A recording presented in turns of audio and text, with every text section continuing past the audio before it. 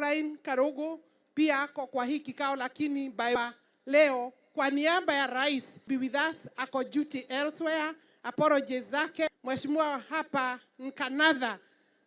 Nkanadha na county commission.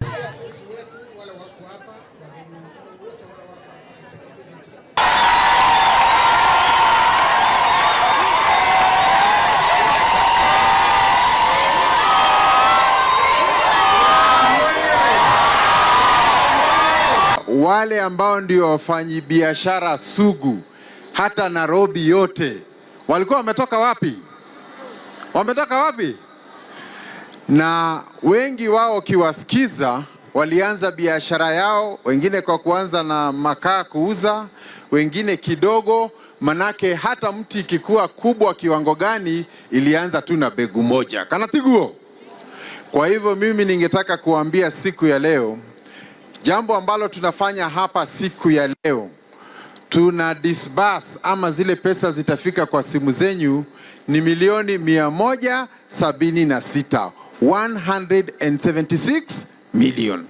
Last disbursements, we were able to disburse 5,000 to beneficiaries, 5,294. Dauga giridano magana mere mana 94 walipata the first tranche. Tukasema tutarudi wapate ya pili, the same numbers, lakini serikali imejaza gaps. In Nyeri we are adding an additional 623 more beneficiaries. Wapi makofi kwa hii program. Tunaongeza Kirinyaga 662. That means the first number of 1,828 now has been, because it was our target, will be achieved today. Sisi tunawashikilia kule Kirinyaga. Nimeomba vijana wote ambao wako kwa NYOTA wakikuja wasilipishwe lisensi ya biashara. Kisha kwa sababu mimi niko kwa serikali ya mheshimiwa rais, mimi ningependa kumsukuma kwa sababu sisi pia tuko na pesa za empowerment, si ndio?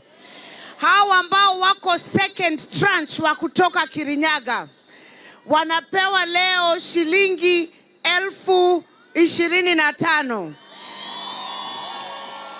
Wanapewa na NYOTA.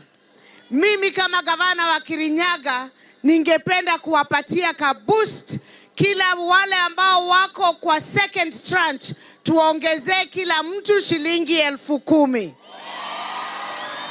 NYOTA. Kuna kazi inafanywa na mtu mmoja. Ukienda utumie hiyo pesa vizuri, utatengeneza kazi na inaweza fika kwa bibi yako. Kama huna bibi inaweza pia ingia kwa sister, kwa sababu kama ni kinyozi huwezi nyoa peke yako. Kama ni salon huwezi fanya peke yako. Ili hali wengine, maana ya kutumia youth ni kutuita tu kwa maandamano. Wakati unaenda nyumbani umeumia, si ndio? Umeumia, na hii serikali ni value inakuweka.